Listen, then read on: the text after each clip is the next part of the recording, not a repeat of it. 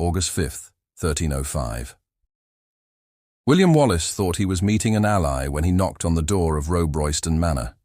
John de Menteith, a Scottish nobleman who had sworn loyalty to the cause of independence, welcomed him with a warm embrace and invited him inside for what Wallace believed would be a strategic discussion about the next phase of their rebellion against English rule. What Wallace didn't know was that Menteith had already collected his 30 pieces of silver. The English had offered 300 marks of silver and substantial land grants for Scotland's most wanted man. For a medieval nobleman facing financial ruin, it was an offer impossible to refuse. The mathematics were simple. One Scottish hero equaled enough wealth to secure his family's future for generations. Wallace had been living as a fugitive for months, moving from safe house to safe house, never sleeping in the same place twice. The constant paranoia had worn him down. His once powerful frame had become gaunt from irregular meals and sleepless nights. His legendary charisma had been replaced by the hollow stare of a man who knew he was being hunted by the most powerful military machine in Europe. That evening at Royston, Wallace finally allowed himself to relax. Menteith served wine, shared news from other resistance cells, and discussed plans for future raids. As the night wore on, Wallace's exhaustion overcame his caution. For the first time in months, he felt safe enough to sleep deeply. Around midnight, Menteith quietly opened the manor's front door. Waiting in the darkness were English soldiers, their armor muffled with cloth to prevent noise. They had been positioned around the building for hours, waiting for Menteith's signal. The trap had been planned with meticulous precision. Wallace woke to the sound of heavy boots on wooden floors and the crash of his bedroom door splintering. In the flickering candlelight, he saw English soldiers surrounding his bed, their swords drawn. Behind them stood Menteith, avoiding eye contact, his face a mask of shame and determination.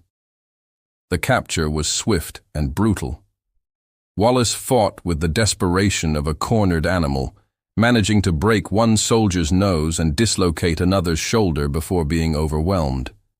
They bound his hands with iron shackles designed for the most dangerous prisoners, the metal cutting into his wrists as he struggled. As they dragged him from the manor, Wallace locked eyes with Menteith one final time. The Scottish nobleman finally looked directly at his former ally, and Wallace saw something that chilled him more than the prospect of English torture: genuine relief. Menteith wasn't just betraying him for money. He was genuinely happy to be rid of the burden that Wallace's friendship had become. The English soldiers loaded Wallace onto a cart like a piece of cargo, chaining him to iron rings embedded in the wooden frame. As they prepared to depart, one soldier handed Menteith a leather purse heavy with silver coins. The transaction was complete. Scotland's greatest hero had been sold by one of his own, and the journey to his destruction was about to begin.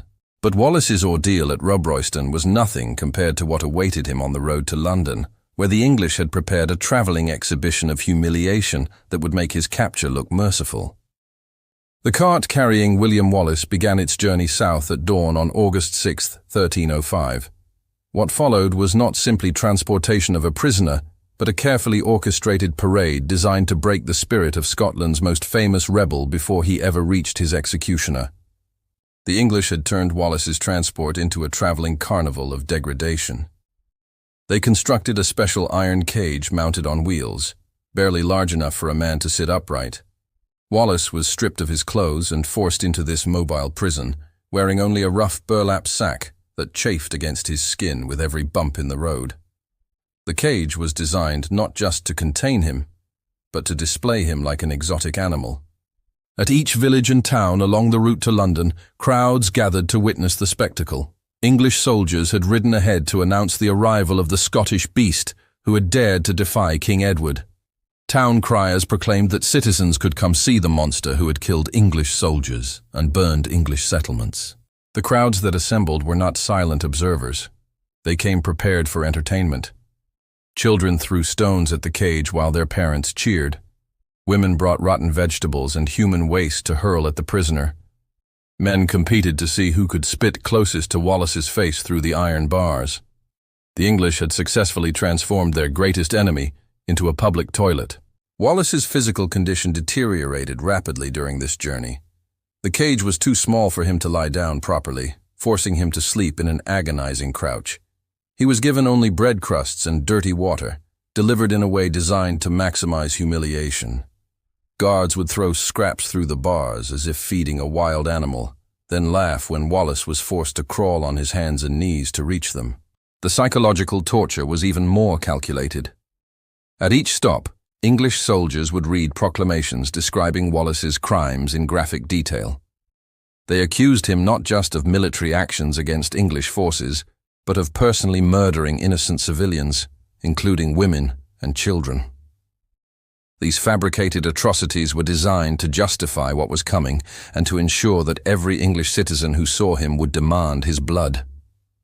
By the time the procession reached the outskirts of London, Wallace bore no resemblance to the powerful warrior who had terrified English armies at Stirling Bridge. His hair had grown wild and matted. His skin was covered in cuts and bruises from thrown objects and the constant chafing of the iron cage. His eyes had developed the 1,000-yard stare of a man who had been systematically dehumanized. The worst part of the journey wasn't the physical abuse or even the humiliation. It was the realization that this wasn't random cruelty, it was theater. Every detail had been planned by English administrators who understood that Wallace's public destruction would serve as a warning to any other Scots who might consider rebellion. His suffering wasn't just punishment, it was propaganda. When Wallace's cage finally rolled through the gates of London on August 22, 1305, thousands of citizens lined the streets. They had been waiting for this moment, whipped into a frenzy by weeks of proclamations about the arrival of Scotland's most notorious rebel. The crowd's roar was deafening, a mixture of hatred, excitement, and bloodlust that Wallace could feel vibrating through the iron bars of his mobile prison. But the crowd's reaction was nothing compared to what English legal authorities had prepared for him in Westminster Hall, where they had constructed a judicial theatre specifically designed to justify the most brutal execution in medieval history. August 23, 1305. Westminster Hall had been transformed into a theatre of legal brutality. English authorities spent weeks preparing not just for a trial, but for the greatest show trial in medieval history. They erected special viewing galleries for nobles who had paid premium prices to witness the proceedings. The hall buzzed with the excitement of spectators who had come to see justice delivered to Scotland's most hated rebel. William Wallace was dragged into the hall still wearing the filthy burlap sack that had been his only clothing during the journey from Scotland. His hands remained shackled with the heavy iron chains that had cut deep grooves into his wrists. Guards positioned him in front of a panel of 5 English judges, each hand-picked by King Edward, for their loyalty and their willingness to participate in this judicial charade. The charges read against Wallace were breathtaking in their scope and creativity. Chief Justice Peter Mallory stood and declared that Wallace was guilty of high treason against King Edward, despite the obvious legal problem that Wallace had never sworn allegiance to the English crown, and therefore could not technically commit treason against it. This inconvenient legal reality was simply ignored, but treason was just the beginning. The prosecutors had crafted a catalogue of alleged crimes that painted Wallace as a monster beyond redemption. They accused him of murdering English civilians, including pregnant women and infants. They claimed he had burned churches with congregations trapped inside. They described elaborate tortures that Wallace had supposedly inflicted on captured English soldiers. None of these accusations were supported by evidence because none of them had actually happened. English administrators had spent months interviewing refugees and prisoners of war, desperately seeking testimony that could justify the execution they had already planned. When they couldn't find witnesses to real atrocities, they simply invented fictional ones. Wallace was not permitted to speak in his own defense. When he tried to address the court, declaring that he could not be guilty of treason against a king he had never acknowledged, guards struck him with iron rods until he fell silent. Chief Justice Mallory informed the packed courtroom that the prisoner's guilt was so obvious that no defense was necessary or permitted. The most grotesque moment came when Prosecutor Geoffrey de Camville read a detailed description of the execution that awaited Wallace. This wasn't a sentencing after deliberation. It was theatre designed to terrorize not just Wallace, but any Scots in the audience. De Camville described each phase of the coming torture in medical detail, explaining how Wallace would be kept alive throughout the dismemberment process. The judges didn't even bother to pretend to deliberate. Chief Justice Mallory immediately stood and pronounced Wallace guilty of all charges. The sentence was death by hanging, drawing, and quartering, the most brutal form of execution in English law, reserved for traitors and enemies of the crown. What made this trial particularly obscene was that everyone involved knew it was theatre. The judges had written their verdict before Wallace entered the hall. The prosecutors had prepared their speeches without bothering to investigate the actual facts of Wallace's military campaigns. The entire proceeding was designed not to determine guilt or innocence, but to provide legal justification for a public torture session. As guards prepared to drag Wallace from Westminster Hall, he managed one final act of defiance. Despite the iron rod beatings and weeks of dehumanization, he straightened his back and looked directly at Chief Justice Mallory. In a voice that carried across the packed courtroom, he declared that he had never been Edward's subject and therefore could never be his traitor. The crowd erupted in fury at this display of continued defiance. Nobles in the viewing galleries screamed for immediate execution. Some spectators threw objects at Wallace as guards dragged him toward the exit. The judicial theatre had achieved its purpose, transforming a legal proceeding into a lynch mob demanding blood. But even the bloodthirsty crowd in Westminster Hall wasn't prepared for what English authorities had planned for the following morning, when London would witness the most elaborate and brutal public execution in its history. August 24th, 1305. Dawn broke over London to reveal a city transforming itself into an amphitheatre of death. Word of William Wallace's impending execution had spread throughout England for weeks, drawing spectators from hundreds of miles away. This wasn't just going to be a simple hanging. It was being advertised as the ultimate entertainment spectacle, where England's greatest enemy would be destroyed in the most agonizing way possible. By sunrise, vendors had set up stalls around Smithfield, the execution ground, selling food, ale, and souvenirs. Enterprising merchants hawked Wallace bread, loaves baked in the shape of human limbs that customers could tear apart while watching the real dismemberment. Others sold small wooden replicas of execution devices that children could use to reenact the torture on miniature figures. Families arrived with picnic baskets, claiming the best viewing spots as if they were attending a festival rather than a brutal killing. Parents lifted small children onto their shoulders to ensure they had clear sight lines to the scaffold. English authorities had deliberately scheduled the execution for mid-morning to maximize attendance, understanding that the spectacle would be most effective with the largest possible audience. The scaffold itself was a masterpiece of engineering designed specifically for prolonged torture. English carpenters had constructed a platform tall enough to be visible from hundreds of yards away, with special rigging for the drawing phase where Wallace would be dragged behind horses. Iron hooks had been installed to hold his body in various positions during the dismemberment, ensuring that the crowd could witness every detail. Religious authorities played their part in this theatre of cruelty.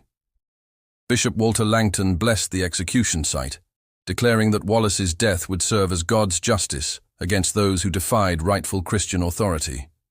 Priests moved through the crowd, offering special indulgences to spectators, claiming that witnessing the destruction of God's enemies was a spiritually beneficial act.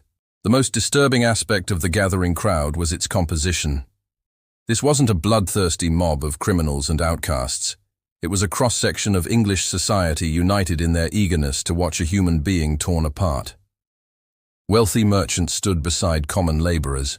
Noble ladies positioned themselves for optimal viewing angles. Entire families had traveled for days to participate in this communal act of violence. English soldiers worked the crowd, sharing fabricated stories about Wallace's supposed atrocities. They described fictional massacres of English civilians, invented tales of churches burned with congregations inside, and created elaborate scenarios where Wallace had personally tortured captured soldiers. Each story was designed to increase the crowd's bloodlust and justify the extreme brutality they were about to witness. By mid-morning, an estimated 30,000 people had gathered around Smithfield. The crowd stretched so far that those in the back could barely see the scaffold, leading to entrepreneurs setting up wooden platforms and charging admission for elevated viewing positions. Some spectators had climbed trees and rooftops, creating an amphitheater effect around the execution site. The atmosphere was celebratory, almost carnival-like. Musicians played festive tunes while the crowd waited. Acrobats performed between the vendor stalls. Children played games that mimicked the torture they were about to witness. London had transformed one man's agony into a citywide holiday, celebrating English superiority over Scottish rebellion. When the prison cart carrying Wallace finally appeared in the distance, the crowd erupted in cheers that could be heard for miles. 30,000 voices rose in unison, creating a wall of sound that seemed to shake the very ground. The celebration was about to begin, and London had never been more united in its hunger for blood. But the crowd's enthusiasm was nothing compared to the methodical precision with which the executioners had prepared to stretch Wallace's death across hours of conscious agony. August 24th, 1305, 11 a.m. The executioner's assistant dragged William Wallace from the prison cart and onto the scaffold at Smithfield. What followed was not a quick death, but a carefully choreographed torture session designed to extract maximum suffering while keeping the victim conscious for as long as possible. The English had perfected the art of judicial murder, and Wallace was about to experience their masterpiece. Phase 1 began immediately. The drawing. Executioners tied Wallace face down to a wooden hurdle, a crude sledge designed to maximize pain during transport. Horses were hitched to the contraption, and Wallace was dragged through the streets of London at a deliberate pace, calculated to inflict agony without causing immediate death. The rough wooden surface tore his skin to ribbons as he bounced over cobblestones, each impact sending shockwaves through his already battered body. The crowd followed this procession like a parade, cheering each time Wallace's body hit a particularly large stone or pothole. Spectators threw additional objects at him as he passed: rocks, rotten food, human waste. By the time the horses dragged him back to Smithfield, Wallace's back was a mass of bloody wounds, but he remained conscious, exactly as intended. Phase 2 was the hanging, but not the quick, neck-breaking execution most prisoners received. Wallace was hoisted up by a rope around his neck and allowed to strangle slowly, his feet dancing in the air as he fought for breath. The executioner monitored his condition carefully, lowering him the moment he began to lose consciousness. This process was repeated 3 times, bringing Wallace to the edge of death, then reviving him for the horrors still to come. The crowd roared its approval each time Wallace gasped back to consciousness. Parents held their children up to get better views of his purple, swollen face. Vendors continued selling food and ale as if this were entertainment rather than torture. The 30,000 spectators had become participants in collective sadism. Phase 3 was the most horrific: the disembowelment. While Wallace hung semi-conscious from the rope, the executioner used a razor-sharp knife to slice open his abdomen. Medieval medical knowledge was primitive, but executioners had learned through practice exactly how to remove internal organs without causing immediate death. Wallace's intestines were pulled from his body while he watched, still breathing, still conscious. According to chronicler accounts, Wallace remained lucid during this mutilation. Witnesses reported that he tried to speak even as his own organs were displayed to the cheering crowd. The executioner held up each section of intestine like a trophy, allowing the crowd to see the steaming internal components of their enemy. Some spectators surged forward, trying to touch or grab pieces of the removed organs. Phase 4 was decapitation, but only after Wallace had endured the previous tortures for nearly 2 hours. By this point, his body had gone into shock multiple times, but the executioners had kept him alive through a combination of medical knowledge and sadistic expertise. When the axe finally separated his head from his shoulders, Wallace had been conscious for most of his own dismemberment. Phase 5 was the quartering, the division of Wallace's corpse into 5 pieces for distribution across the realm. His arms and legs were tied to 4 different horses, which were then driven in opposite directions until his limbs tore away from his torso. Even in death, Wallace's body was not allowed rest. Each piece would serve a specific purpose in England's campaign of terror against Scottish independence. The crowd's reaction throughout this extended torture session revealed something disturbing about medieval society's relationship with violence. These weren't hardened soldiers or criminals watching the execution. They were ordinary citizens, including women and children who cheered each escalation of brutality. The dismemberment of a human being had become communal entertainment. But the true horror of Wallace's execution wasn't just the physical torture he endured. It was the realization that his death had been designed as psychological warfare against an entire nation. Every Scottish witness would carry this image back north, spreading terror about what happened to those who defied English rule. Yet even in death, Wallace would achieve a victory that his executioners never anticipated, because their brutal efficiency in destroying his body would inadvertently create something far more dangerous than any living rebel. The dismemberment of William Wallace's corpse was only the beginning of England's propaganda campaign. King Edward had ordered that Wallace's body parts be distributed across the kingdom as trophies and warnings, transforming the dead rebel into a travelling exhibition of English power. What followed was a grotesque display that revealed the medieval mind's capacity for turning death into political theatre. Wallace's head was boiled in a cauldron until the flesh separated from the skull, a preservation process that would allow it to remain recognizable for months. The skull was then mounted on a pike and displayed on London Bridge, joining dozens of other traitors' heads that decorated the entrance to England's greatest city. Passers-by were encouraged to throw stones at Wallace's head, and enterprising vendors sold rocks specifically for this purpose. His right arm was sent to Newcastle, where it was displayed in the town square as a warning to northern English communities near the Scottish border. The left arm travelled to Berwick, Scotland's former greatest port, now under English control. Both arms were preserved using medieval techniques that kept the flesh recognizable but slowly rotting, creating a horrific spectacle that combined political messaging with public health hazard. The legs met similar fates. One was sent to Perth, deep in Scottish territory, as a direct message to Wallace's former supporters. The other went to Stirling, the site of Wallace's greatest military victory, where English authorities forced the Scottish population to walk past their former hero's decaying limb on their way to market. The symbolism was deliberate and brutal. The legs that had carried Wallace to victory now served as monuments to defeat.